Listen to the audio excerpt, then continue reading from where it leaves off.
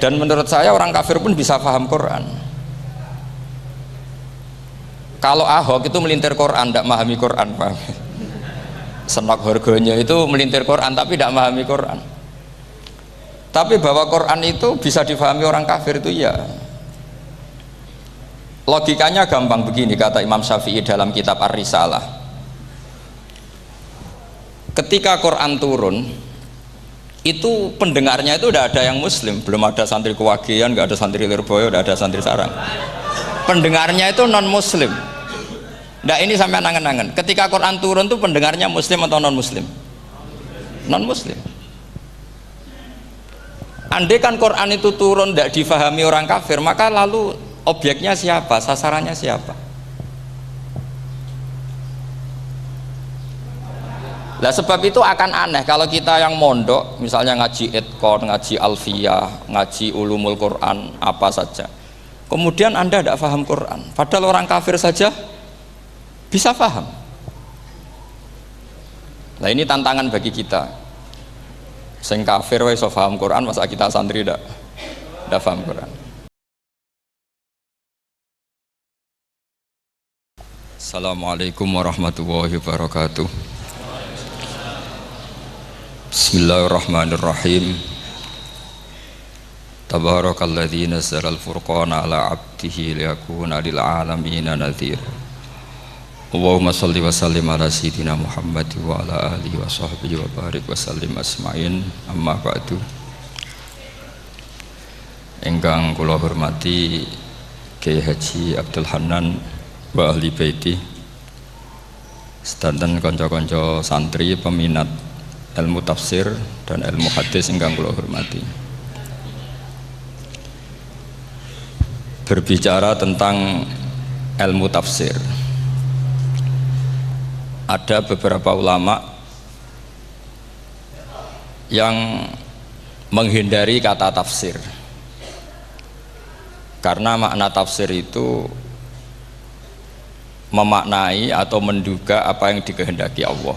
Tentu itu sulit. Satu, bahwa faktanya kita sudah tidak bisa komunikasi dengan Allah karena tidak ada wahyu lagi. Sehingga dari kehati-hatian ini pernah suatu saat Abu Bakar ditanya, ma makna abban fi qaulihi ta'ala wa faqihatan wa abba.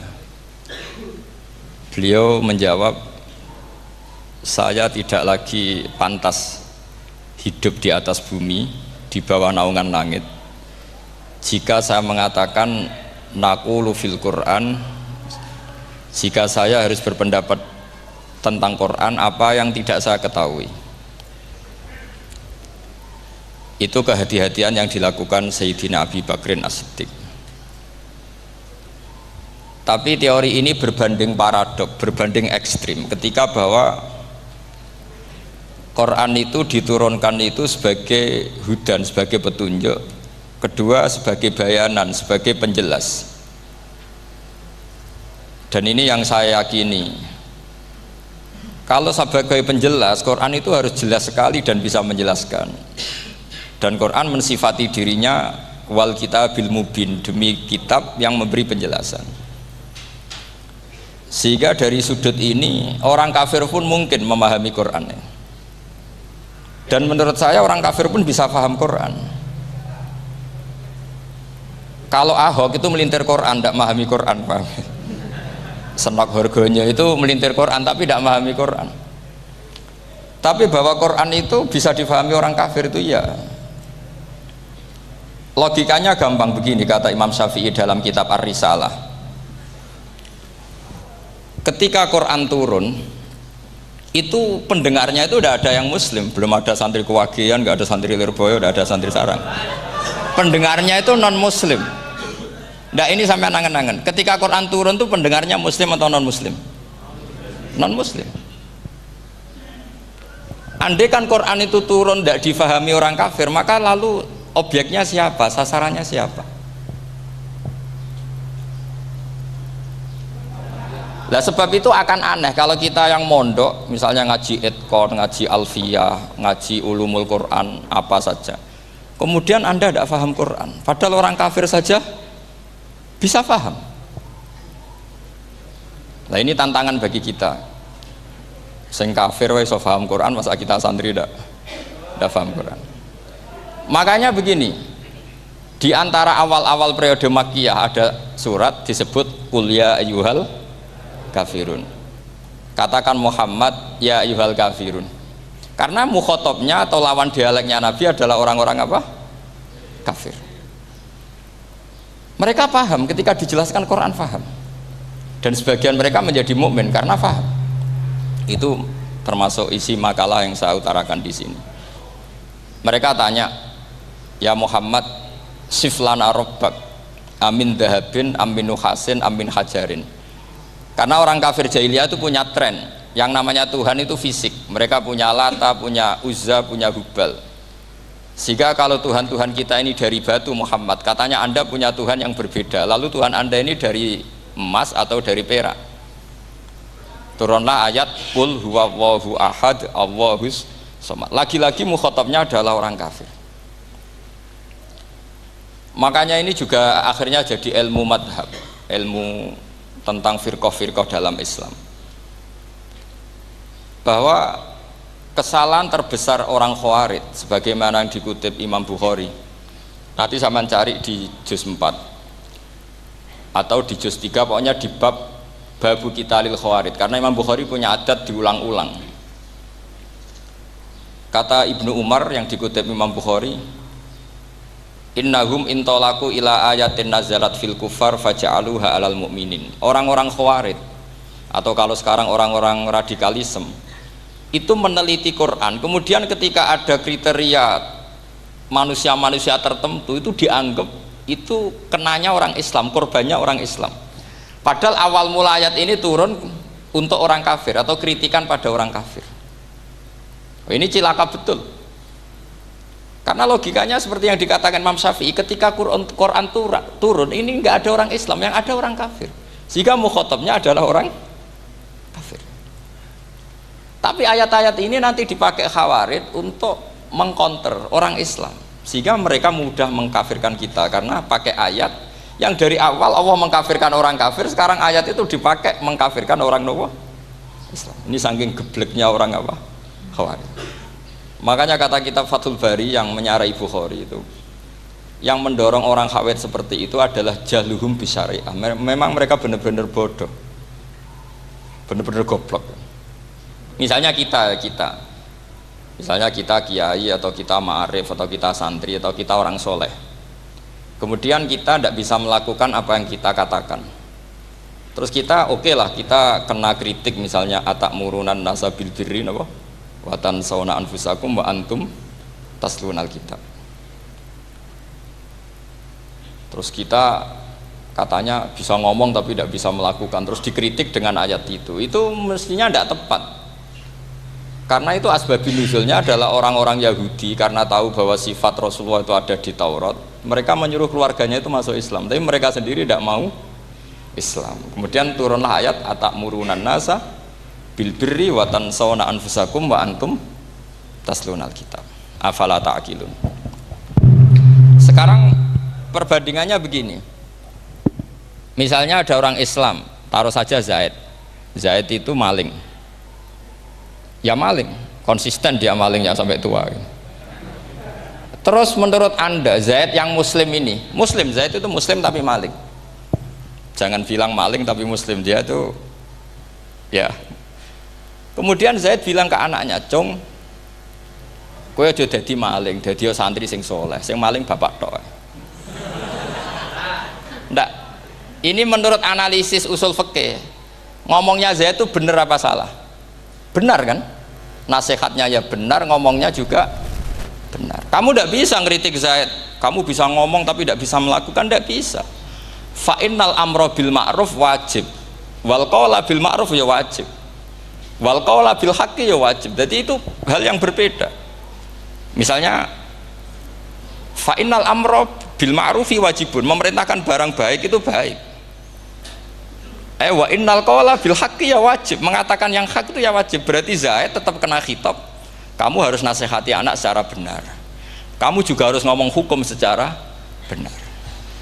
Lalu ketika Zaid ngomong hukum secara benar, cung ojo maling, maling ku dosa, Cong ojo nerusno profesi ini bapak maling, maling itu tidak benar. Dia berarti sudah melakukan dua kebenaran, yaitu ngomongnya benar, nasihatnya benar. Dia salah, perilakunya tetap maling.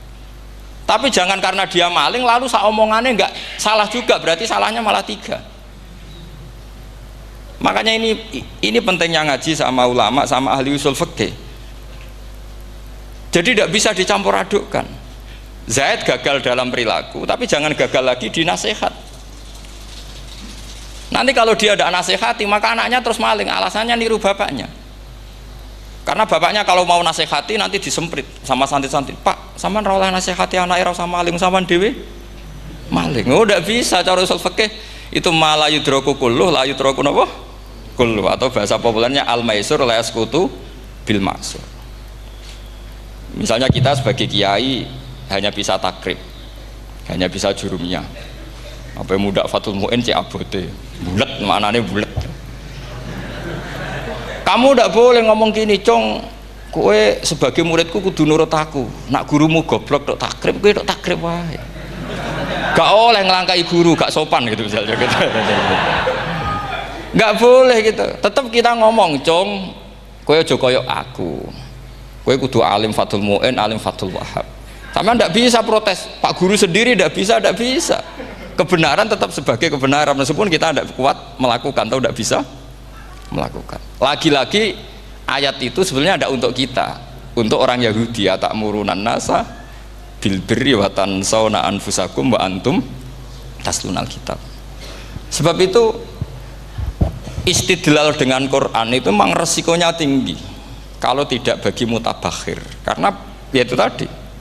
Ini harus ada pengetahuan yang luas tentang asbabun nuzul, tentang kriteria.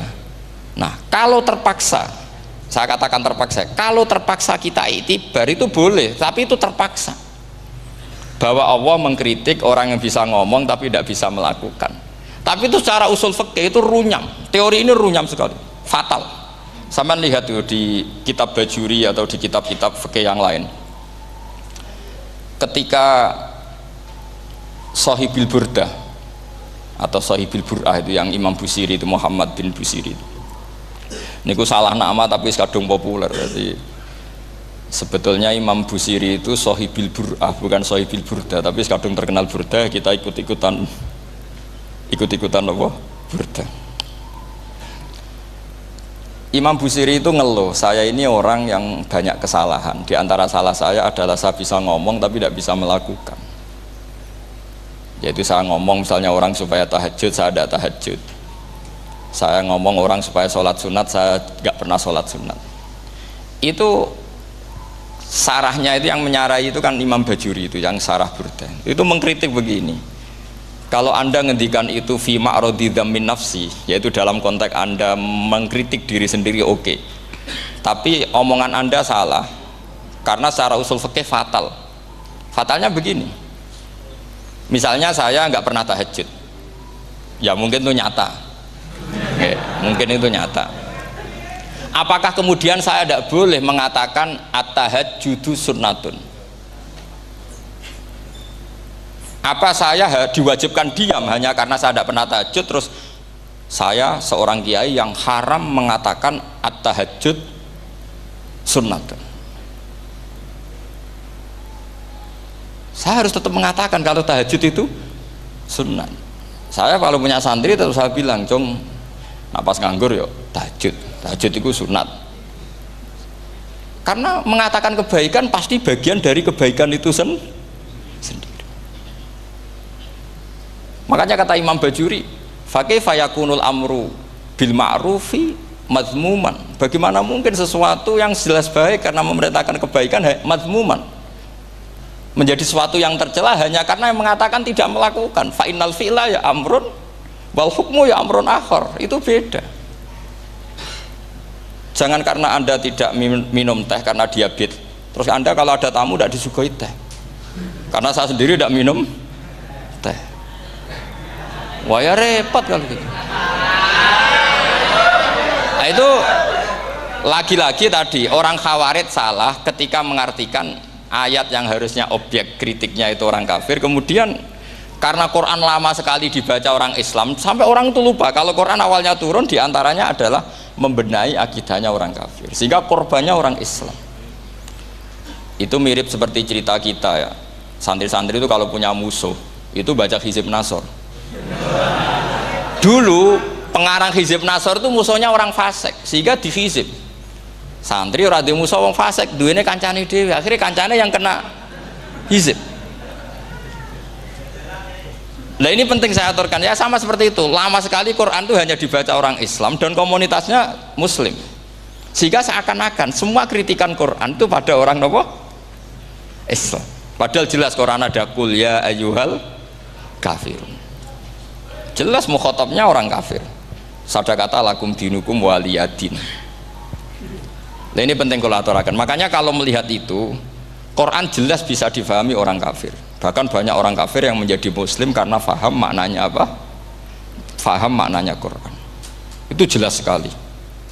Itu masyhur sekali dialeknya Nabi dengan Walid bin Mughirah, dengan Utbah, dengan banyak sekali, termasuk dengan Abu Jahal, dengan Abu Lahab.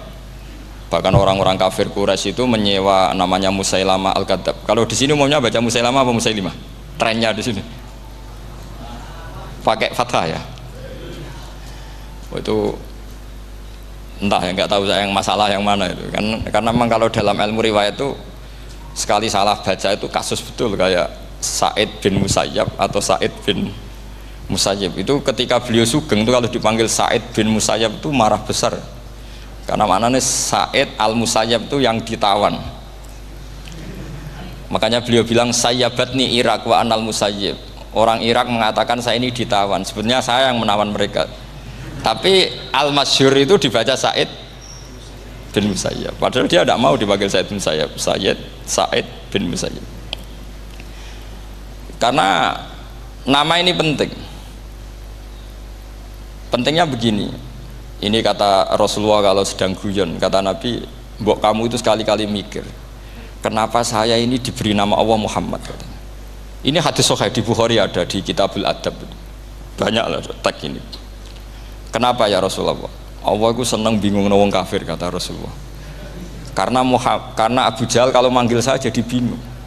Itu kalau orang Arab kan pasti tahu maknanya. Muhammad maknanya orang yang terpuji. Sehingga kalau Abu Lahab ngomong itu jadi paradok. Hei orang yang terpuji, kamu bohong. Kan jadi aneh. Ya Muhammad kadzabta. Hei Muhammad kamu bohong. Kalau diterjemahkan hei orang terpuji, kamu bohong.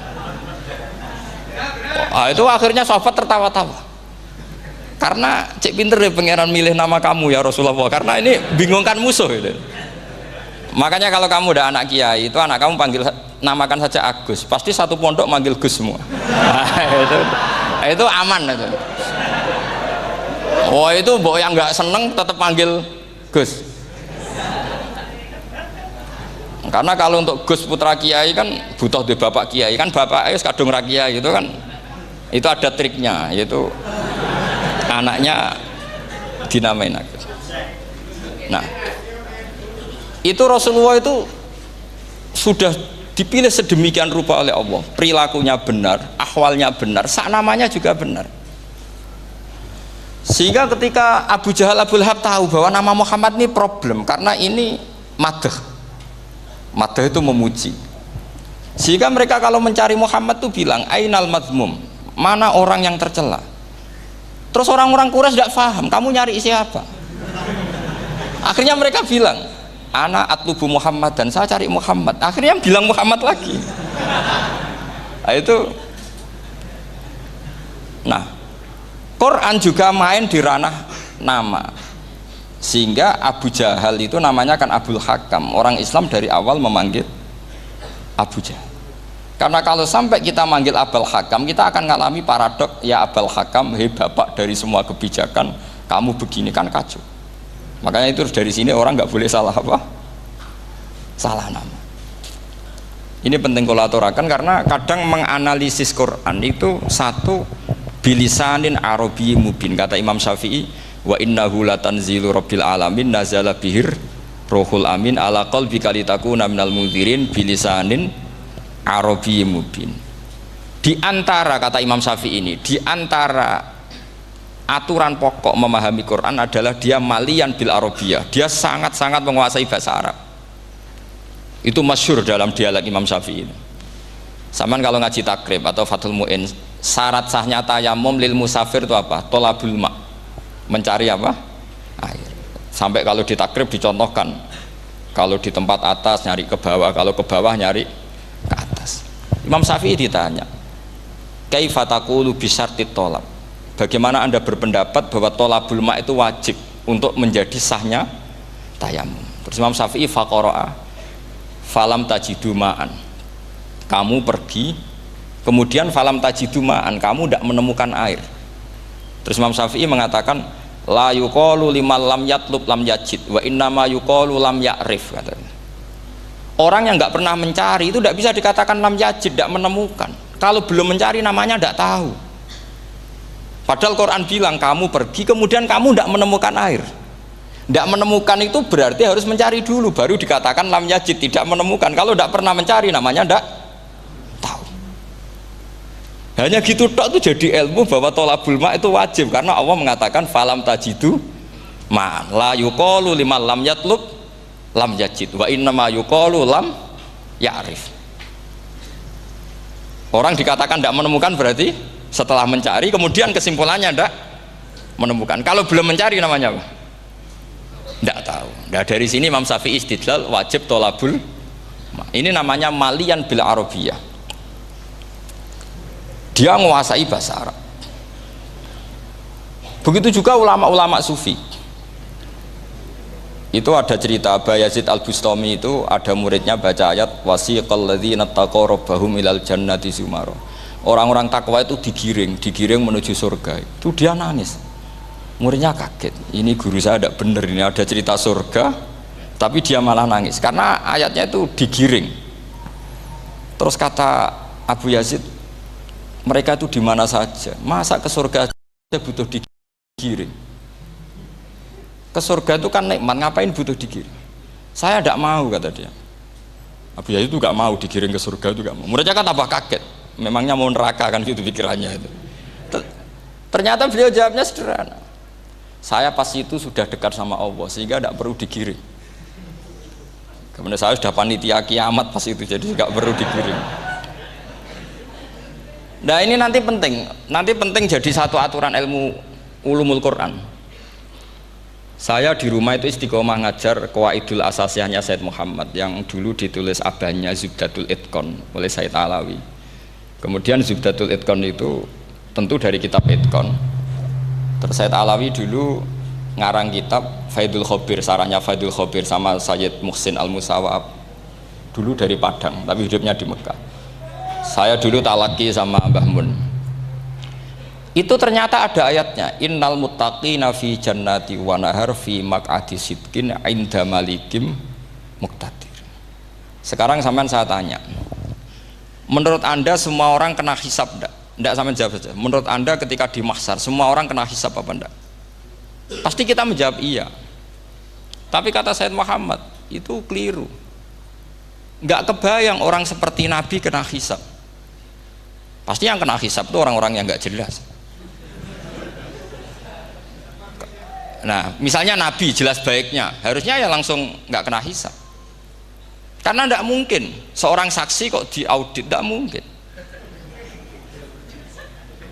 Lo saksi itu di pengadilan kan nggak tersangka, nggak terdakwa, dia tidak boleh diintervensi oleh hakim. Nah Rasulullah ketika kiamat, ketika fil mahsyar, fi faslil qada itu jelas fa kaifa idza ji'na min kulli ummatin bisyahidi wa ji'na bika ala haula'i syahida.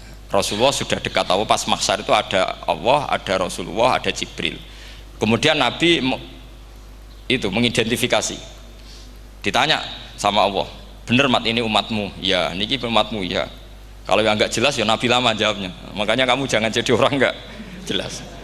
Nah, itu kalau sekali nggak jelas itu Nabi lama sekali jawab.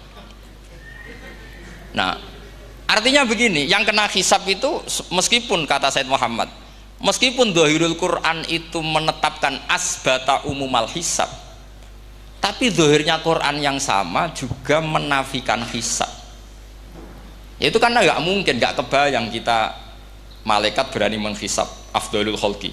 Sampeyan bisa bayangkan malaikat mengaudit Rasulullah sallallahu alaihi wasallam. Ahabbal khalqi ilallah. Kepen cilaka mencit. Wong jejer Allah kabeh dinten audit sudah indah. Fa kaifa idza ji'na min kulli ummatin bisyahidi wa ji'na bika ala haula'i syahida. Lalu mungkar nakir juga sama. Sampean bisa bayangkan mungkar nakir tanya Nabi Muhammad. Tesnya susah.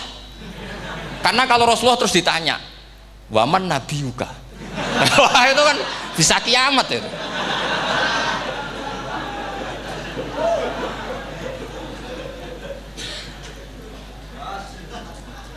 Paham ya? Makanya kata Sayyid Muhammad, ini kan teman-teman tanya, piye carane alim tafsirnya saja, caranya satu hafal Quran, dua hafal Sahih Muslim, tiga semua orang sudah mati, tinggal kamu yang alim. Nah, itu, oh itu mesti aman itu. Nah kalau sampean tanya saya, apa buktinya Gus kalau orang tertentu tidak kena hisab? Ya buktinya tadi misalnya innalladzina qalu rabbuna Allahu tsummas taqamu tatanazzalu alaihimul malaikatu alla takhafu wala tahzanu wa absyiru. Mungkar nakir adalah malaikat penakut membawa ketakutan. Sementara para wali ini jelas malaikat kena konstitusi, malaikat harus mengatakan ke para wali alla takhafu wala tahzanu. Padahal Nabi tentu sayyidul auli. Para wali saja malaikat kena aturan, kamu harus bilang alla takhafu wala tahzanu wa absyiru. Hei para wali, kamu jangan susah, jangan gentar, kamu harus gembira. Kamu bisa bayangkan misalnya mungkar nakir bawa godok atau orang kalau dipukul ajul sak walang-walang. Kemudian kamu bayangkan Syekh Abdul Qadir ngalami itu, Abdul Hasan Asyadali ngalami itu, Abu Yazid Al-Bustami. Kalau itu ngalami gitu semua, ngapain kita jadikan mursyid? Kan sama nasibnya dengan kita. Nah, Zahirul Quran mengatakan asbatal hisabah. Tapi Zahirul Quran di ayat yang lain lam yusbit al hisabah. Makanya tadi umumul Quran juga ditaksis dengan muqayyid. Yang mutlak ditaksis dengan yang muqayyad. Yang mujmal ya sama seperti itu, aturannya seperti itu, ditafsir sama yang mufassal. Sama orang kafir yang jelas, sampean bisa bayangkan malaikat ngaudit Fir'aun. Cek kurang penggaweane. Jelas eleke kok di audit. Misalnya Abu Lahab di audit, oh malaikatnya celaka mencit. Berarti dia agak percaya sama pernyataan Tuhan tabat yada abi lahabiu. Malaikat kok ngaudit Abu Lahab? Mungkin Gusti kula ceke. Nak menawi wonten api. Lho ki ora tau ngaji Quran tapi wong ayate tabat yada kok cek di cek.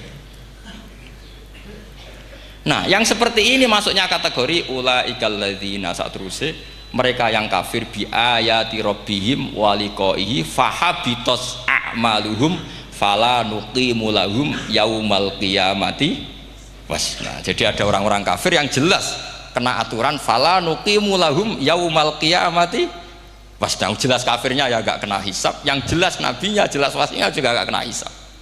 Yang kena kita di tengah-tengah. Tapi ilmu itu ikut mainstream karena semua orang bilang ada hisab, ya kita ikut-ikutan bilang, ya sudah gitu saja. Tapi kalau aslinya ya rapati percaya. Umumnya uang gerono mati ditalkin ya kita melok-melokan nalkin. Tapi kalau kadang ya gak kebayang. Piye nak wali-wali ditalkin. Makanya ada di dunia wali itu ada cerita Rabi'ah Dawiyah, itu termasuk keramat beliau itu. Kali Imam Sibawi kan dalam cerita wali kan ditanya marrobuka, ngapunten niku man mausul nopo istifham. Wah itu malaikatnya ndak pernah khataman alfiyah kan repot.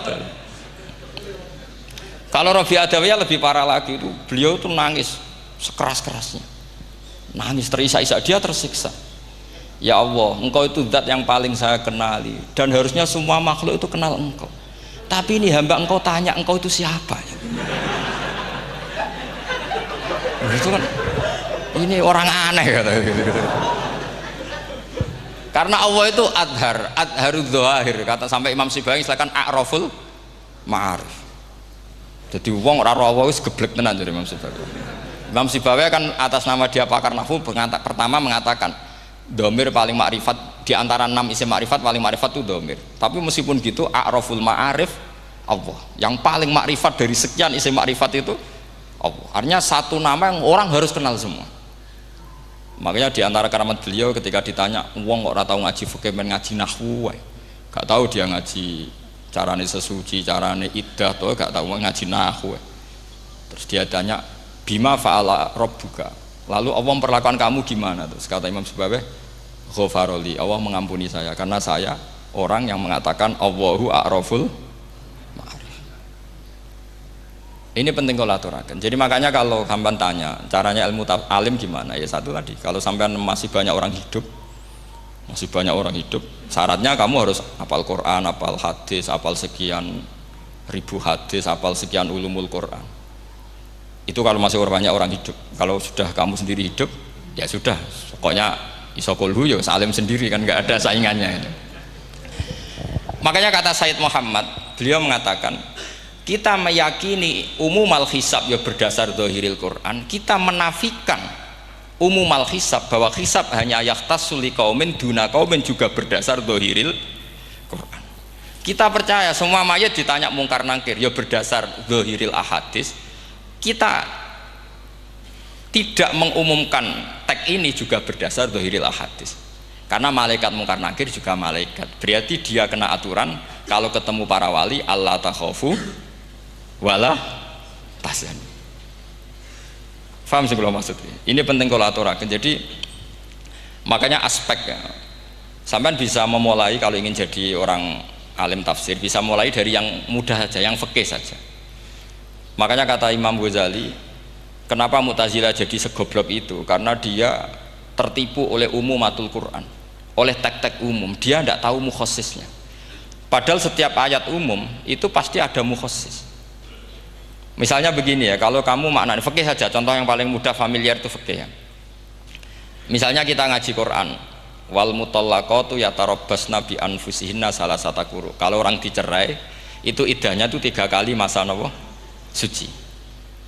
Apakah aturan iddah seperti ini hal hadhil iddah amatun likulli mutallaqatin am li mutallaqatin makhsusah? Apa ini semua mutallaqah iddahnya pasti salasata quru, apa orang tertentu? Ya enggak, asal dia mutallaqah pasti iddahnya salah satu quru. Anda goblok, Anda salah besar. Kalau misalnya yang dicerai adalah orang hamil, iddahnya apa? Salah satu quru apa watil hamli? Watil hamli. Kita butuh ayat lain, wa ulatul ahmali ajaluhunna ayyadna hamlahu. Sama seperti kita ngaji walladzina tawaffawna minkum wa yadharuna azwajan yatarabbasna bi anfusina arba'ata asyhurin wa asyra. Asal wanita ditinggal mati suaminya, maka iddahnya 4 bulan 10. Apa semuanya demikian? Enggak. Misalnya orang hamil iddahnya biwatil hamil. Artinya kalau Anda tertipu umumatil Quran, berarti Anda sama dengan menghukumi orang ditolak semua iddahnya salah satu guru. Sama misalnya orang sekarang dalil-dalil wa may yatawallahum minkum fa innahu minhum. Kalau berkawan orang kafir, maka dia menjadi kafir. Itu kan fatal. Semua nabi ya berkawan orang kafir karena dakwahnya memang sama orang kafir. Lo coba andai kan sampean hafal Quran itu sama teori itu tuh mungkin menyedihkan. Coba istilahnya Quran, wazkur akhoat wa ila adin akhom huda wa ila samuda akhom. Terus semua umatnya yang kafir disebut akhom. Akho itu artinya apa? Saudara. Mereka ya berkawan sama orang kafir. Makanya butuh analisis fikih untuk maknani wa may yatawallahu minkum fa innahu. Setelah dianalisis fikih, ternyata semua nabi diistilahkan wa ila madyan akhahum syuaiba wa ila adin akhahum huda. Akho itu artinya apa? Saudara. Kalau sampean tanya, lalu logikanya gimana?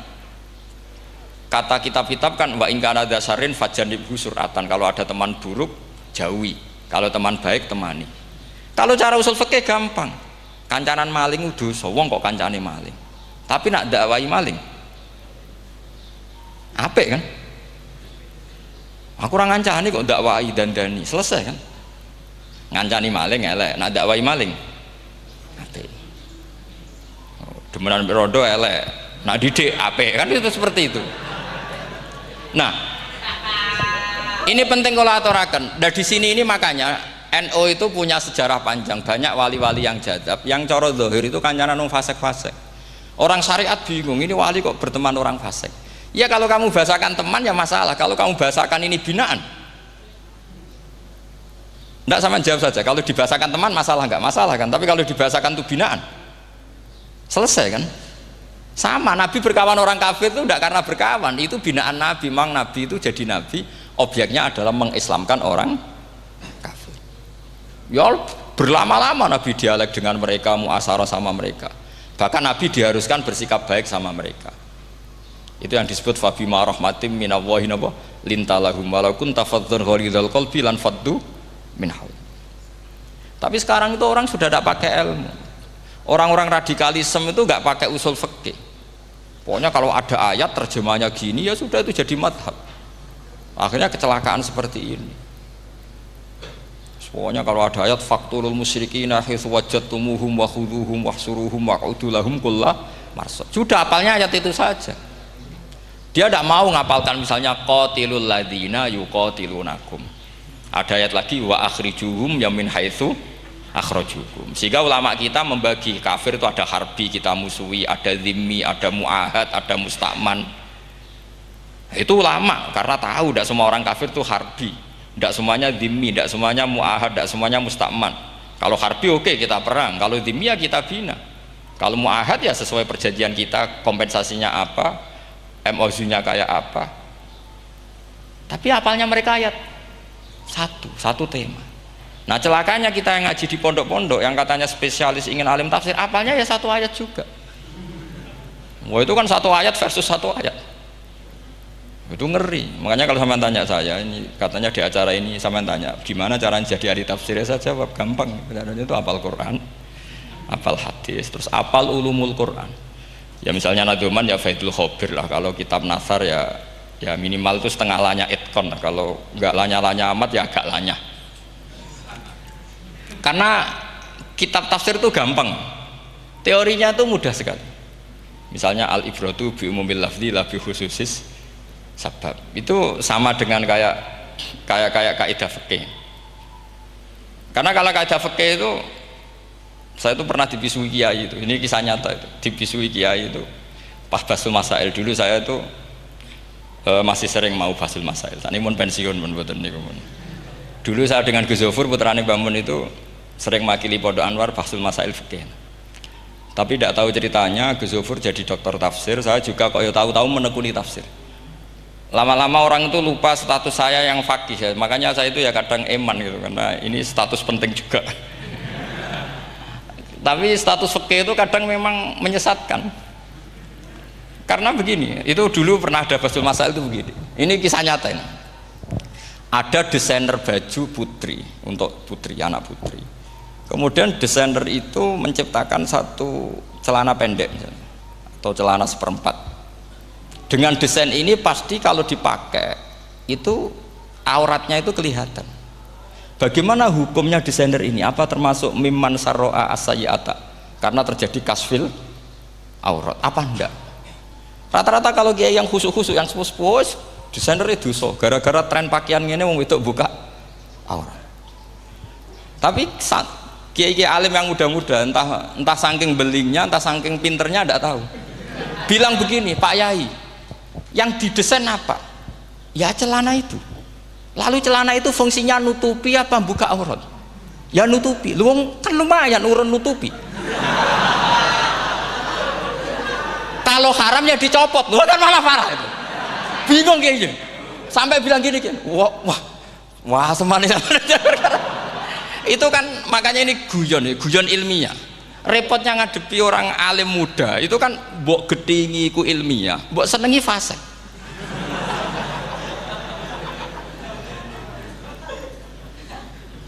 Ketika kiai yang khusyuk tadi tak tanya, kalau desainer katok seperapat, paham gitu? Kau coba yang celana dalam terlalu vulgar itu, paham gitu? Nggak, rok saja lah, rok mini misalnya, rok selutut. Sampean jangan ngeres ya, yang rok selutut misalnya. rok selutut itu desainernya kena hukum haram enggak? Sampean jawab saja. Oh haram dari Kiai Sepuh, karena dengan desain itu misalnya lututnya kelihatan. Tapi pertanyaannya Kiai Muda saya masih ingat betul, saya tanya. Lalu fungsi pakaian itu apa Pak Yai? Fungsi itu kan tetap nutupi sebagian aurat. Kalau Anda haramkan, barang haram itu harus dihilangkan. Nah, itu. Sampai Kiai itu setelah acara itu manggil saya. Gus, kalau ngakoni jenengan alim tapi podo repoti. Podo repoti nak dalam itu kan terus itu ada perumusan di redaksi keputusan yang dijual itu, yang masail fikihnya kan terus diputuskan, dibukukan. Kalau redaksinya halal Gus, nanti orang pakai rok semua. Dan saya balik bantah, kalau redaksinya haram orang nggak pakai rok. Akhirnya itu apa? Kebijakannya lucu. Buak we Gus, pertanyaan itu buak sak jawabannya oke. Jadi kita debat tidak jadi. Ini cerita ilmiah. Makanya sama tidak wajib anut saya ini terlalu ilmiah, jadi tidak baik untuk kehidupan kesalian, kurang baik. Jadi ini, tapi ini ilmu, tetap kaidahnya fikih ma la yudraku kullu la yudraku kullu. Jangan kalau tidak bisa nutupi aurat semua lalu jangan sama sekali. Lho nggih kan kaidahnya kan gitu, ma la yudraku kullu la yudraku kullu. Misalnya Anda punya tetangga nggak mau pakai jilbab, nggak mau pakai pakaian muslimah, kamu tidak boleh bilang munisan raklambinan, tidak bisa. Malayu trokukulu layut napa malayu trokukulu nu layut troku napa. Makanya ini kita harus hati-hati. Nah bayangkan sekarang orang meneliti Quran itu yutrokukulu. Mestinya kalau Anda meneliti radikalisme, ayat yang terkait radikalisme diteliti semua. Ternyata di surat Taubat yang disebut suratus Saif, yang bahkan haram baca bismillah, itu ada ayat wa in ahadum minal musyrikin nastajaroka fa'ajirhu hatta yasma'a kalam Allah thumma ablighu ma'mana. Muhammad, kalau ada orang kafir mau belajar Quran sama kamu, ya harus kamu pelajari hatta yasma'a kalam Allah. Setelah mereka mau belajar, ya ablighu ma'mana, thumma ablighu ma'mana, kamu harus menjamin keamanan dia. Itu di surat Taubat, termasuk akhiru suratin nazalat, gak mungkin terjadi mansuh. Tapi orang-orang ekstremis selalu pakai faqatulul musyrikin haitsu, apalan itu terus. Yang orang liberal yang menapani la ikraha fiddin. Ya sudah seperti itu. Sing orang-orang ora tegas, ora tau nahi mungkar, ya ma arsalna ka ila rahmatal lil alamin. Ngono terus. Yang kelompok tukang nahi mungkar ya ayatnya amen nahi mungkar. Saya tuh heran, kenapa mereka punya masalah dengan hafalan kayaknya. Kenapa sih hafalannya kok pedot itu? Kita yang hafal semua bingung jadi akhirnya kita yang pinter anut sing goblok. Karena saya tuh pernah debat sama orang salaf, debat gitu. Setelah saya mengutarakan sekian hadis, ada tuh Pak hadis tuh, waduh, harusnya kamu ngaji saya, ada debat tuh yang level, kalau nggak level tuh nggak boleh kata gitu. Itu kan ngeri. Makanya ini penting ya, kalau sampean tanya ingin jadi alim tafsir ya harus hafal Quran semua. Kalau tidak mungkin yang nunggu orang semua mati baru Anda jadi ahli tafsir, karena tidak ada musuhnya.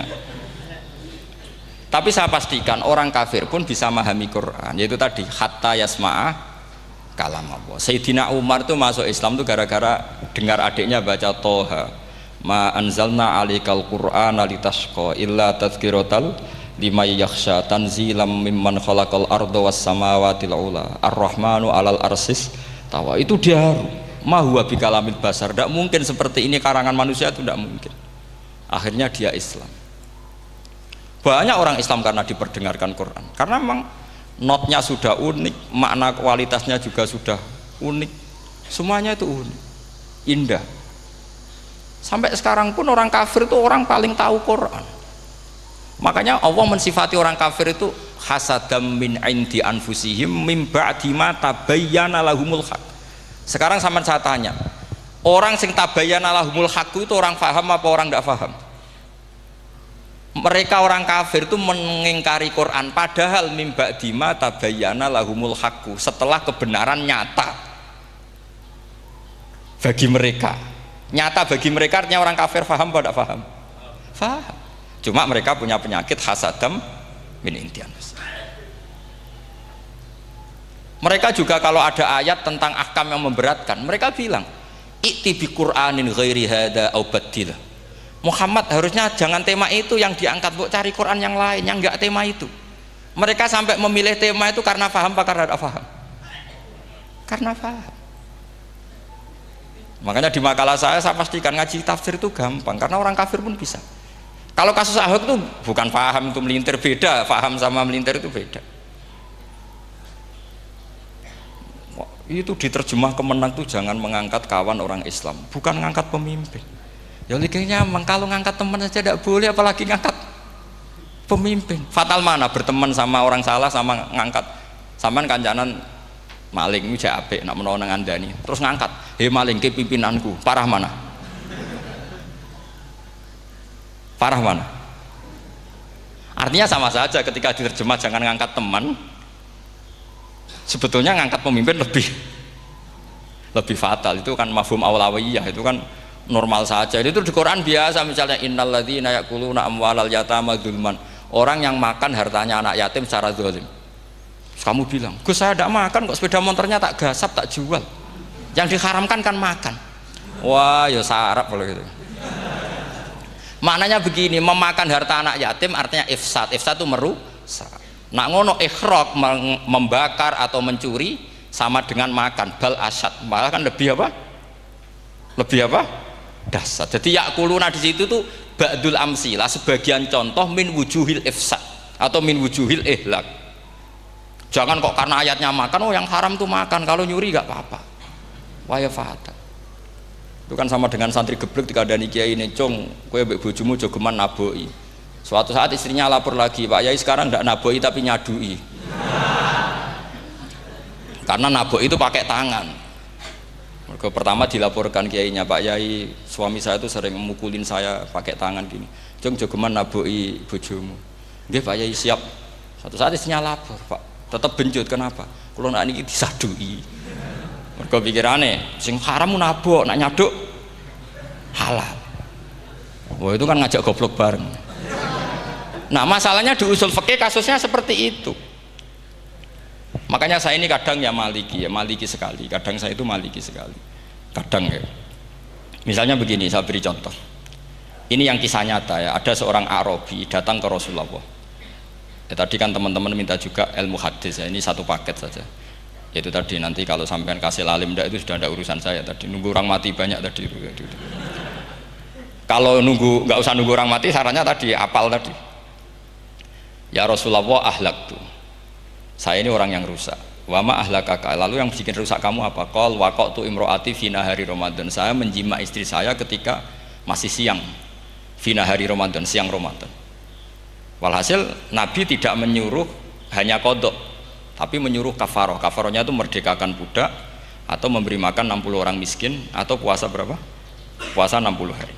Atau urut merdekakan budak atau puasa 60 hari atau memberi makan sitina miskin. Oke, kita sepakat. Sepakat ya, hadis itu sahih dan diulang-ulang oleh Ashabus Sunan. Oke, riwayatnya agak masalah. Sekarang kita analisis maknanya. Sekarang sampean saya tanya, kalau anda misalnya sekarang jam berapa ini? Misalnya sekarang jam 9 kurang seperempat Ramadan, terus anda rokok atau anda ngopi, kepengen ngopi terus ngopi tanpa udhrin syar'iin, anda hanya wajib qadha apa bayar kafarah? Ndak, sampean jawab. Rata-rata kiai kita, oh mau wajib qadha Gus karena gak jima. Sing seru kafarah itu nak jima. Kan ngombe kopi be jima beda. Pertanyaannya tuh lucu, ini naif secara fikih masalahnya begini, jima bojo itu tidak zina, jima bojo itu zina apa enggak? Enggak. Berarti dengan makan bedanya apa? Sama kan, sama-sama amrun mubah, sesuatu yang boleh. Kenapa hukumannya berat? Makanya kata Imam Malik, enggak itu nilainya adalah hadku hurmati Ramadan bi ghairi udhrin syar'iyyin. Makanya kata Imam Malik, siapapun yang makan fina hari Ramadan, iftar apapun fina hari Ramadan bi ghairi udhrin syar'iyyin, maka hukumnya sama dengan jima fina hari Ramadan. Karena sama-sama ihlak ifsad hurmata Ramadan bi ghairi udhrin syar'i. Loh ndak, ini ilmiah. Kamu ndak harus cocok, tapi otak kamu harus percaya. Loh iya kan, beda kan. Saya secara nafsu ndak cocok, cek berarti. Tapi ilmiah saya setuju. Kalau kiai ngandani itu kan pasti pakai badul amsilah, kan nggak mungkin semua contoh disebut. Cong penak melaku jogo mandul wong wedok iku mari setan. Mboten delok Mbah, nyekel lho malah parah to. Ndak bisa. Makanya ini masalahnya lafat. Ini kembali ke Imam Syafi'i, bilisanin arabiyyim mubin. Ketika seorang kiai bilang cung jogeman delok cawe itu adalah mengungkapkan al-muharramat, bukan mentaksis yang haram itu hanya melihat. Saya ulang lagi ya, ketika seorang kiai bilang cung jogeman delok wedok sing haram, itu semangatnya adalah melawan keharaman, bukan mentaksis yang haram hanya delok. Itu di Quran normal semua, di semua lugat ya biasa. Itu kan sama seperti misalnya seorang mbah ngasih uang cucunya, cung tak kayak duit 100.000, cung gue tuku es, terus gue mendingan nak ragu tuku es haram iki kan ngongkone tuku es, lah kepen putumu mati kan nyeben 100.000 gue tuku es. Ya mulai dulu istilahnya nak mbah ngekek ibu tuh cung 100.000 gue tuku es, cara wong kuno. Nah, maksudnya gue pokoknya umumnya cah cilik senane es cuma nyebut. Ya sudah seperti itu. Sama seperti Quran menghentikan begini. Ini memang salate yang fikih dulu, yang pokok-pokok. Di antara yang enggak boleh dikawin adalah wa antasma'u bainal ukhtaini illa ma qad salaf. Kamu enggak boleh menikahi Sri dan Zainab, kakak beradik. Sudah sepakat nggih? Fi nikahin wahid enggak boleh al jam'u bainal ukhtain. Jadi mbaknya kamu kawin, adiknya kamu kawin fi nikahin wahid. Tapi nak ngeduni boleh, berarti kan dengan waktu yang berbeda. Quran hanya menyebut itu. Kemudian Rasulullah zaman Sugeng itu hanya nambahi wala binal mar'ati wa ammatiha wala binal mar'ati wa kholatiha, juga agak boleh menikahi ponaan plus buliknya, baik bulik dari bapak yaitu ammah maupun bulik dari ibu disebut apa? Kholah. Kemudian ulama fikih merasa ada yang kurang, ditambahi lagi. Dua perempuan yang andekan yang satu itu lelaki kok haram nikah, berarti haram jam'u fi nikahin wahid. Misalnya cucu rabibahnya boleh enggak? Enggak boleh kan? Berarti kalau sampai mengumpulkan cucu dan bahnya fi nikahin wahid juga enggak boleh. Tapi orang yang waras itu tidak akan nyalahkan Quran ketika tidak lengkap.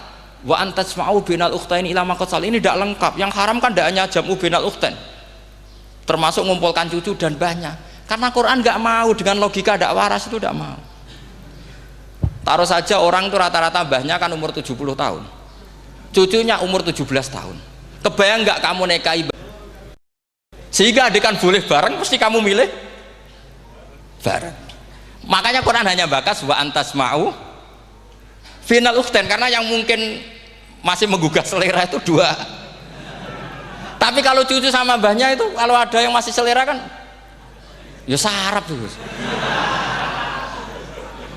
Tapi fikih sebagai kaidah tetap menerangkan termasuk yang haram jam'u adalah bainal mar'ati wajad datiha. Paham juga maksudnya? Artinya ketika menyebut itu tidak jaminan merangkum semua hukum, tapi ba'dul amsilah. Fa'innal akila yaktafiya bi isyaratil ba'di, karena orang kalau punya akal diisyaroi sebagian sudah paham. Ini penting kalau aturakan, jadi ini penting. Nah bayangkan sekarang banyak gerakan-gerakan ahli Quran katanya, tapi nggak memahami ilmu usul fikih. Qur'ane ra ono ya wis, neng Quran ra ono cerita harame asu, nak ngono asu ya halal, ora ono Qur'ane. Sing ra ono iku tekem ora Quran iku aneh-aneh kowe.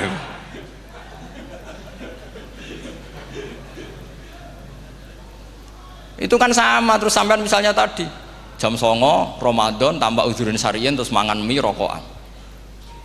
Itu kan melecehkan Ramadan biguri udhurin syariyin. Karena melecehkan hurmata Ramadan kena sanksi separah itu. Jangan kamu terus bilang, tapi Nabi hanya bilang masalah jima fi nahari Ramadan. Jima istri itu hukumnya itu tidak zina, hukumnya itu mubah sama dengan makan. Ini cara madzhab Maliki, tapi kita alhamdulillah madzhab Syafi'i. Ya itu masalahnya. Berhubung itu menguntungkan sami'na wa ta'na. Nah, itu. Tapi saya sendiri dalam konteks ini, saya itu ya sangat-sangat Syafi'iyah, sangat-sangat Syafi'iyah. Dalam banyak hal sangat-sangat Syafi'iyah. Tapi dalam banyak hal kadang-kadang saya ya Maliki. Nah, itu kan kalau sampean tanya kenapa gitu, ya hikmahnya baca banyak saja. Karena yang Syafi'i itu ya karena bacanya hanya Syafi'i. Itu bukan fanatik, itu keterbatasan.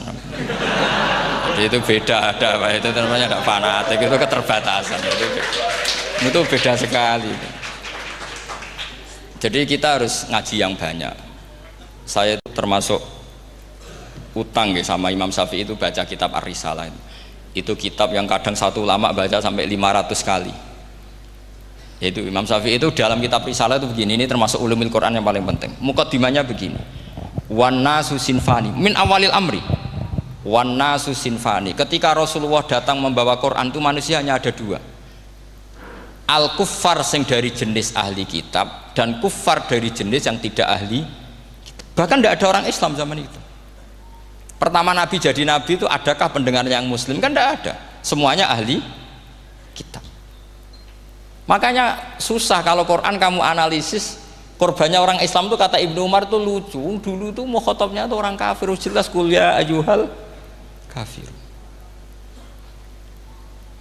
Ya ayuhan nasu ubudu rabbakum alladzi khalaqakum. Jelas orang kafir.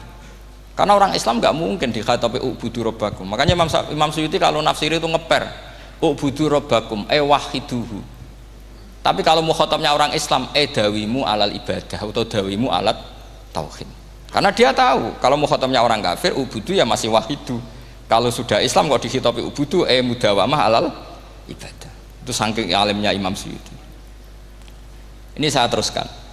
Kalau mukhatabnya itu orang kafir ahli kitab, itu kemungkinannya ya dua cara mereaksi Quran. Yaitu disebut lam yakunil ladzina kafaru min ahlil kitabi wal musyrikina munfakina hatta ta'tiyahumul. Jadi lam yakunil ladzina kafaru, jelas kafaru itu umum.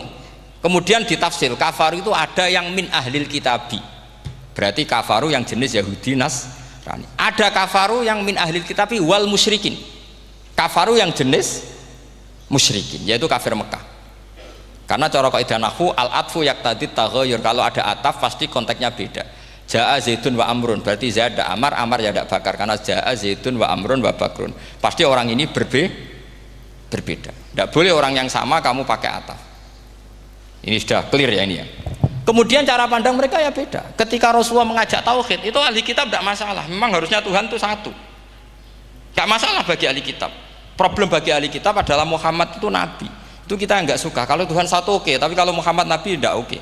Kita bisa jadi nabi, kata mereka, karena mereka merasa nasabnya sampai Ibrahim. Sementara zaman itu mereka sanksi Muhammad itu nasabnya konti, gak jelas.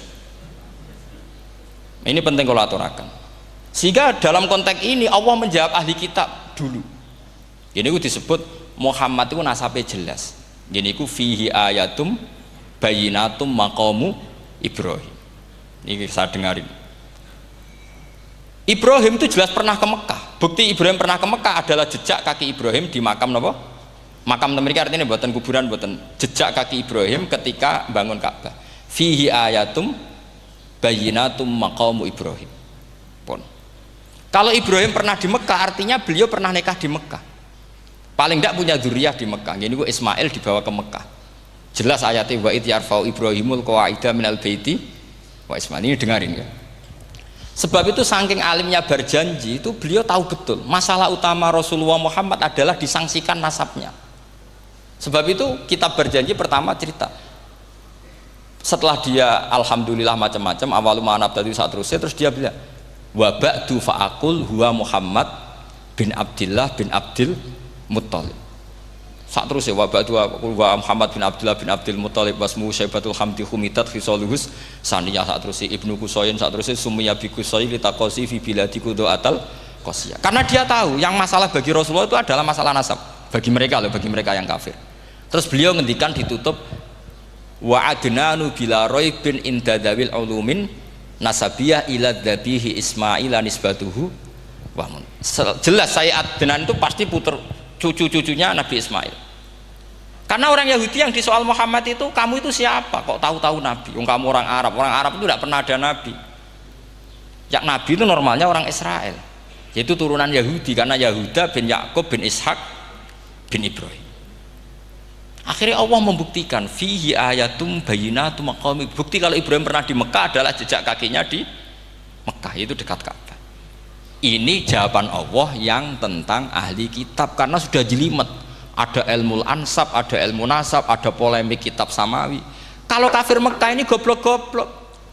Ketika Rasulullah pakai teori tauhid, orang kafir Mekah itu saking gobloknya bilang gini, Muhammad, kita ini urusannya banyak, utang kita banyak, kasus saya banyak, kok Tuhannya satu itu tidak cukup. Yaitu mereka mengatakan aja'alal alihata ilahau wahida inna hadza la syai'un ujab. Bagaimana Tuhan hanya satu? Urusan kita banyak, masalah kita banyak, Tuhan nggak boleh satu, harus banyak. Sejumlah urusan kita. Ada Tuhan BPKB, Tuhan macam-macam lah. Ada Tuhan kredit, Tuhan kas, macam-macam lah kan. Sesuai sebanyak urusan kita. Mereka tanya aja'alal alihata ilahau wahida. Masa Tuhan satu? Inna hadza la syai'un ujab. Ini aneh. Tapi Rasulullah dengan sabarnya. Kalau yang seperti ini Allah menjelaskannya beda dengan yang pertama, karena tadi orang kafir itu bisa min ahlil kitab, bisa wal musyrikin. Lam yakunil ladzina kafaru min ahlil kitab. Ada yang wal musyrikin. Semuanya ini tidak pernah munfakina hatta ta'tiyahumul bayyinah. Mereka tidak pernah tercerabut dari pikiran mereka, dari mainstream mereka, sampai ada bayyinah. Bayyinah itu kejelasan kebenaran atau benar yang begitu jelas. Itu siapa? Rasulun minallah yatslu suhufam mutahhar. Akhirnya Nabi sabar. Saking sabarnya Nabi itu ngomong gini, ya di khalayak umum, mukhatamnya ya kafir semua. Hei saudara-saudara kami suku Quraisy, kita ini sebangsa. Nabi tanya, Muhammad, ajaran kami itu benar karena kami itu orang yang kita percaya, tapi kali ini anda aneh karena ngajak satu Tuhan. Itu tidak mungkin, urusan kita banyak, satu Tuhan juga mungkin, Tuhan harus banyak. Kita punya 3 aja kurang banyak kan, banyak punya Lata, Uzza, Hubal. Rasulullah dengan sabarnya ngendikan gini, hei kaumku, kalau kamu jadi pembantu, jadi buruh, senang mana punya majikan banyak sama majikan satu? Kalau majikannya banyak, itu perintahnya beda-beda, seleranya beda. Semua harus kamu lakoni, semua harus kamu taklui karena kamu harus nurut. Wah ya repot mat kalau di majikan banyak, ngerepoti mesti. Rasulullah tinggal nimpali, Tuhan kamu itu majikan kamu, kalau Tuhannya banyak, perintahnya ya banyak, seleranya beda-beda. Kamu bingung nggak? Wah ya bingung, ya udahlah mat satu aja. Akhirnya mereka masuk Islam. Nah itu disebut Nabi itu fatona, punya kecerdasan artikulatif. Kalau menjelaskan itu masuk akal. Nah itu disebut dorobawahu matalar rojulan fihi syuraka'u mutasyakisuna wa rojulan salamal lirojul hal yastawiyani masalah alhamdulillah. Nah ini penting. Allah membuat satu perumpamaan bagaimana ada satu pembantu yang punya majikan banyak, yang berbeda-beda seleranya, berbeda-beda perintahnya, dengan kalau hanya satu majikan. Apakah sama? Mereka jawab tidak sama, enak punya satu majikan. Begitulah Tuhan kamu, harusnya satu. Jadi artinya gini, kalau kamu ngaji ulumul Quran, kamu harus tahu ini khitab ke kafir. Kafir yang mana? Ahli kitab atau kafir yang musyrik? Nah sekarang tidak tahu lagi, pokoknya kafir. Makanya kalau orang berdebat mereka itu tidak goblok meneh. Waduh. Makanya sama tidak usah ketularan goblok, sing pun gimpun sing wis goblok ora usah ditambahi mun kathah dan ini pun. Ya karena kita ngaji jelas Qur'annya kan lam yakunil ladzina kafaru, itu masih ada min lil bayaniyah atau min li bayanil jinsi. Kafaru itu sapa? Siji min ahlil kitab, 2 kafaru sing wal musyrikin. Dua-duanya tidak pernah munfakina hatta ta'tiyahumul bayinah. Mereka tidak akan tercerabut dari pikirannya sehingga ada bayinah. Bayinah itu siapa? Rasulun minallah yatslu sufam. Nah, ketika Nabi menjelaskan asal usul nasabnya bahwa Sayyid Adnan itu ila Ismail, Ismail jelas putra Nabi Ibrahim, mereka terus baru iman karena ada fihi ayatum bayinatum maqamun apa Ibrahim. Ya jadi saya kira demikian. Nanti kan akhirnya jam itu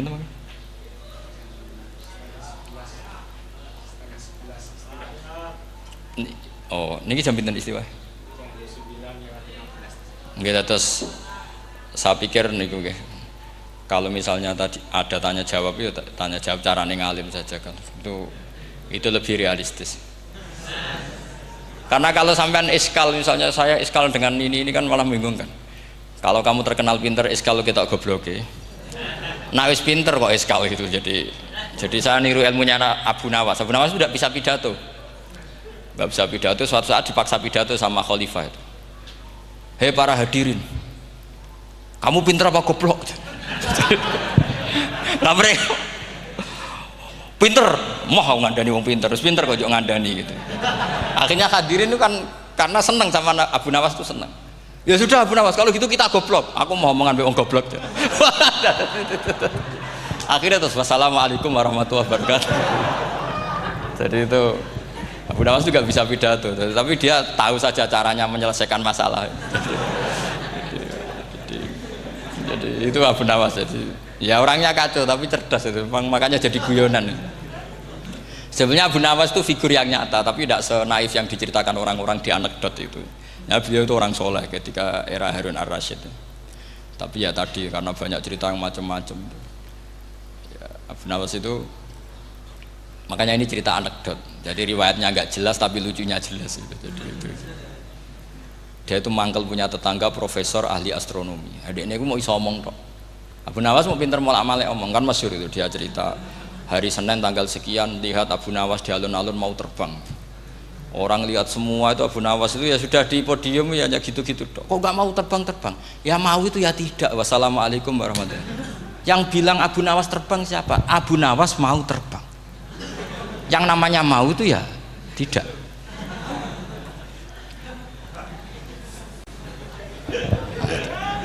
Pernah dia itu lomba sama Harun ar-Rasyid, siapa paling banyak pengunjung rumahnya di alun-alun. Harun ar-Rasyid bikin khemah, dia bikin khemah. Tentu cerita ini bohong, yakini ini bohong, makanya bohong tenang. Makanya ini anekdot, hanya guyonan. Harun ar-Rasyid karena dia raja itu ada apel, ada makanan macam-macam. Ya tentu pengunjungnya banyak. Batas akhir itu penilaian jam 12 malam. Abu Nawas tenang, satu pun nggak ada pengunjung, nggak ada makanan, nggak ada apa. Pas jam 12 rumahnya dia, kemahnya dibakar, orang ke dia semua. Tit menang dia karena jumlahnya, bahkan Harun ar-Rasyid itu datang ke kemahnya dia karena lombanya kan pengumpulan massa terbanyak. Tit jam 12. Harun ar-Rasyid pikirannya santri ya guys, sugoi jajan mesti teko, pikirannya gitu. Abu Nawas pikirannya beda, jenenge ana kebakaran pasti datang. Wis dihitung biaya khemah sama hadiahnya banyak hadiahnya. Yang ahli falak ini punya ilmu yang rasional, yang pinter sekali. Dia ilmuwan bahwa bumi itu bulat-bulat. Nah, saya lagi tren meyakini bumi flat, itu ya kacau nih. Mau gara-gara penjelasan sing sepihak. Ini wong nganggur. Lah wong ilmuwan kok sentimennya perkara wedi duit. Enggak boleh ilmuwan menyebut sentimen apa? Uang. Akhir bumi itu bulat-bulat. Jadi kalau Anda jalan ke timur terus nanti ke titik yang sama. Abu Nawas paham karena dia memang enggak ahli sains gitu. Suatu saat si profesor ini kemalingan, malingnya melayu ngetan. Terus minta tolong sama Abu Nawas, kejarlah maling itu. Kemana? Ke timur. Dia ngejar ke barat. Ditanya sama profesor, saya udah bilang larinya maling itu ke timur, kalau kejar ke barat nanti ketemu di titik yang sama. Akhirnya profesornya ngerti, oh ngenyek tuh. Jadi, nah khawatir saya nanti kalau santri-santri tidak pinter ilmu, terus pilihannya ilmu kayak Abu Nawas, jalan pintas tadi. Karena belajar falak jelimet, belajar faraid apa? Jelimet, ada aul, ada roh, terus semua ada masalah yang ruwet-ruwet terus. Akhirnya mau olah bicara. Ini musibah innalillahi wa inna ilaihi raji'un. Itu tidak boleh. Quran tidak mengajarkan itu. Quran tetap mengajarkan ilmu meskipun ada nilai seninya. Ya tadi nilai seni tadi misalnya Allah mencontohkan daraba wa masalah rajulan fihi syuraka. Terus kedua uniknya Quran itu begini. Setelah dipikir itu nyata-nyata lebih detail. Misalnya begini. Ketika Allah mencontohkan ba'udah itu nyamuk. Itu orang-orang kafir itu bilang gini, "Ya Muhammad, Tuhan Anda kehilangan stok ilmiah. Sehingga contoh itu enggak yang dahsyat tapi sekedar nyamuk. Wong nyamuk kok digawe contoh. Mbok ya contoh itu dinosaurus, tak jerapah, tak apalah yang keren itu. Mosok contoh apa? Nyamuk. Terus Allah menjelaskan innallaha la yastahi ayyadriba napa mathalam ma. Contoh apa saja? Apa saja itu ditafsiri ba'udatan fama faqaha. Entah itu nyamuk, fama faqaha atau yang di atasnya nyamuk, maksudnya di atasnya itu filkillah atau fisighor, atau yang di atas nyamuk yang lebih kecil ketimbang nyamuk. Sekarang saya contohkan kata Rasulullah, contoh yang kecil saja, nggak usah bikin nyawa, nggak usah, itu terlalu mustahil. Seorang pemahat patung, terus kamu pesen, Pak aku gaekno patung gajah, mesti muni sanggup. Tak muni, Pak gaekno patung gajah ukurannya ya semestinya gajah. Oke, tapi Pak aku gaekno patung nyamuk, ukurannya ya sak nyamuk. Kira-kira sanggup apa enggak? Artinya ketika Allah gawe nyamuk itu lebih sulit ketimbang gawe gajah apa lebih mudah? Lebih sulit. Karena nyamuk yang sudah kecil, dia punya alat kelamin terus seberapa juga? Alat kelaminnya juga tetap harus ada lubangnya terus seberapa juga? Temen saya malah ada yang cangkem elek bilang gini, lalu ya punya kumannya seberapa? Nah ini pentingnya ngaji akal. Kamu jangan hanya bilang, wow dinosaurus, jerapah, seru nyamuk. Nah karena orang sudah ada itibar dengan nyamuk, didatangkanlah nyamuk banyak. Sebenarnya nyamuk banyak itu mergo mangkel, gak diperhatikan itu. Makanya terus. Lah ini saya tahadus binemat, istri saya itu sering protes. Istri saya kalau manggil saya Gus karena orang Jawa Timur itu sama-sama jagongan itu, saya itu tidak pati sering digigit, namun ya digigit tidak sesering sampean, itu jelas ini. Terus saya tanya, Gus punya doa apa, kenapa tidak pati begitu digigit nyamuk? Saya bilang karena saya sudah tahu hikmahnya nyamuk, jadi harusnya dia sudah tidak nyerang saya, kata saya itu. Makanya ini ijazah, agak mandi salah sampean itu. Karena tadi logika yang terbangun gitu. Kalau Allah bikin gajah, melubangi belalai gajah itu masih masuk akal. Bahkan saat kita bikin patung masih bisa. Tapi kata tadi nyamuk itu sudah kecil, harus punya usus, harus punya alat kelamin, harus punya telur. Telurnya juga detail lagi. Ini disebut innallaha la yastahi ayyadriba mathalam ma ba'udah. Sehingga ba'udah di mata ahli tafsir, di mata ulama ini contoh yang luar biasa. Tapi di mata orang-orang yang nggak seneng mikir, kok terima nyamuk itu. Makanya saya minta kangkang di sini bisa makan itu harus syukur. Makan itu luar biasa. Saya itu sering nyontohkan di Jogja ini. Saya punya temen sakit, kalau nggak ada obat dari Belanda itu mati. Kalau ini nggak dapat obat bagus dari Belanda atau dari Jerman itu meninggal. Berapa bulan lagi matinya? 3 bulan. Kalau nggak sampai dapat obat mati 3 bulan. Oh masih mandi obat yang di Jogja, apa itu makan atau minum? Kalau orang tidak minum tidak sampai 3 bulan sudah mati. Boleh orang itu mikir seperti itu. Tapi kita ini kalau obat dari Jerman, dari Belanda itu hebat. Kalau enggak kita mati sebulan lagi, 3 bulan lagi. Allah bikin obat pada kita tiap hari, yaitu kita bisa makan, bisa minum. Itu kalau sekali nggak makan 5 hari bisa mati sama. Tapi kita karena ngakan itu hal yang biasa, nak duit iso utang terus dianggap biasa. Ini kalau ulama masalah besar. Punya otak seburuk itu masalah besar bagi ulama. Sehingga Allah tidak malu ketika ngendikan kulu wasrobu, tidak malu karena makan ini urgen, sangat penting. Dan Allah tidak malu meskipun Quran itu temanya kelas tinggi, biasa Allah mengatakan jong kowe kulu minta ibadi marusangnakum, kamu makanlah. Karena minum obat itu kebutuhan kita ketika sakit.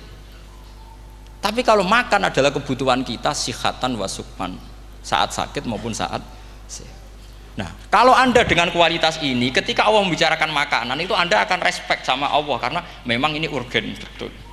Tapi kalau Anda cara berpikir gini, hanya cari horo ibal ilmu yang aneh, yang seru, kamu baca ayat itu akan menjadi biasa-biasa saja. Dan itu masalah bagi mahabbah Anda pada Al-Quranul Karim. Ya saya kira demikian. Terus mangke saya pikir tidak etis kan ini Jumat nanti. Sing biasa itikaf nanti terganggu. Nanti saya ada ke problem. Ya kalau ada tanya jawab ya saya mohon tadi ya. Karena ini zaman akhir, saya memang butuh sekali. Kenapa saya mau datang? Satu, hormat Kiai Hanan. Dua, saya memang ingin banyak mufassir lagi. Jangan hanya lewat baca terjemah kemudian merasa menjadi ahli apa? Quran atau ahli tafsir. Itu musibah besar itu. Masalah besar itu. Ya pokoknya saya mohon lah. Ya setidaknya gitu. Misalnya orang kafir. Kamu cari saja orang kafir. Ternyata ada yang harbi, ada yang dhimmi, ada yang mu'ahad, ada yang musta'man. Lalu dalam tarikh ada kafir Yahudi, kafir Nasrani, kafir ahli kitab. Kalau di fikih ada kafir yang lahum kitabun, ada yang tidak lahum kitabun. Kalau yang lahum kitabun disebut ini kitabiah kholiso, yang tidak itu kan beda-beda di fikih. Boleh nikahnya ndak, khilu dzabihatihim atau tidak, itu kan detail sekali. Makanya saya mohon ini latihan detail. Oke, sampean tetap ngaji, sering khatam itu bagus karena mengumpulkan semua ilmu. Tapi sampean harus menganalisis secara apa? Saya dulu ngaji Mbah Mun Muslim ya kilatan. Tapi saya ngapalkan sama Gus Subab. Gus Subab putrane Mbah Mun, dulu muridnya Said Muhammad. Saya itu tak pelajari lagi di rumah. Tak analisis lagi setelah besar sampai sekarang karena ya itu beda. Kita selalu Rabbi zidni apa? Ilma. Misalnya begini contoh ya, contoh. Kita mungkin tahu maknanya ayat tertentu itu begini. Misalnya begini. Faqula lahu qawlan layyinan la'allahu yatadzakkaru aw yakhsha. Musa dan Harun, jika kamu datang ke Fir'aun, maka kalau ngomong, kalau dakwah itu qaulal layyinan, dengan dakwah yang halus. Nggih, qaulal layyinan. Ini bagi yang ekstremis harus baca dialek ini. Ini kisah nyata yang diceritakan Habib Zain bin Semit ketika ngarang Al-Manhajus Sawi. Juga diulang-ulang di beberapa kitab. Suatu saat ada ustadz, corong Jawa kemelinti, datang ke Harun Ar-Rasyid. Harun Ar-Rasyid ini Banil Abbas, termasuk zuriyahnya Abdullah bin Abbas. Karena Harun Ar-Rasyid sebagai khalifah tentu salahnya banyak, namanya pejabat pasti salahnya banyak. Meskipun kebaikannya juga banyak, tapi salahnya juga banyak. Kalau kita kan tidak pejabat, salahnya tidak banyak, tapi prestasinya juga tidak banyak. Ya kan, misalnya ada tamu Raja Salman, katanya hormat tamu wajib, kamu kan tidak bisa hormat. Karena dia juga tidak mau dihormati kita kan. Nah terus si ustadz tadi datang begini, saya itu masih hafal teksnya. Ya Amirul Mukminin, inni nasihun lak famusyaddidun alaika fala tajidanna ala nafsika fi nafsika alayya syai'an. Saya ini mau nasihati Anda, tapi saya maaf sekali karena nasihat saya ini kasar sekali. Musyaddid itu kasar, keras. Fala tajidanna fi nafsika alayya syai'an. Saya mohon jangan dimasukkan hati lah. Makanya terjemah bebasnya jangan masukkan hati. Katanya Harun Rasyid langsung marah. Uskut ya jahil, kamu itu ustadz bodoh. Kamu tidak boleh keras sama saya. Dia masih bantah, saya keras sama Anda karena Anda salahnya banyak. Terus apa kata Harun Ar-Rasyid? Inna wa ta'ala qad arsala man huwa khairum minka ila man huwa syarrum minni wa ma'adzalika qala ta'ala faqula lahu qaulal layyinan. Allah mengutus orang yang jelas lebih baik ketimbang kamu, yaitu Musa dan Harun. Musa dengan ustadz ini baik mana? Tidak, sama jawab saja. Baik Nabi Musa kan? Ilaman huwa syarrun minni. Fir'aun dengan Harun Ar-Rasyid buruk mana? Buruk Fir'aun. Itu saja masih dengan etika faqula lahu qaulal layyinan. Musa dan Harun kamu harus sopan. Ndak wae Fir'aun wajib sopan, ndak wae aku ra sopan. Nah ini sudah iktibar dari terjemah netral atau terjemah yang datar bahwa Allah ngutus Musa dan Harun ke Fir'aun dan Musa dan Harun diharuskan qaulal layyinan. Tapi menjadi energi mafhum yang luar biasa. Nak dakwai Fir'aun wae qaulan layyinan apa maneh dakwai padha-padha mukmin. Makanya kata Harun Rasyid, uskut ya jahil. Inna wa ta'ala qad arsala man huwa khairum minka ila man huwa syarrun minni. Wa ma'adzalika qala ta'ala faqula lahu qaulal layyin. Ya saya kira demikian, saya kembalikan ke moderator.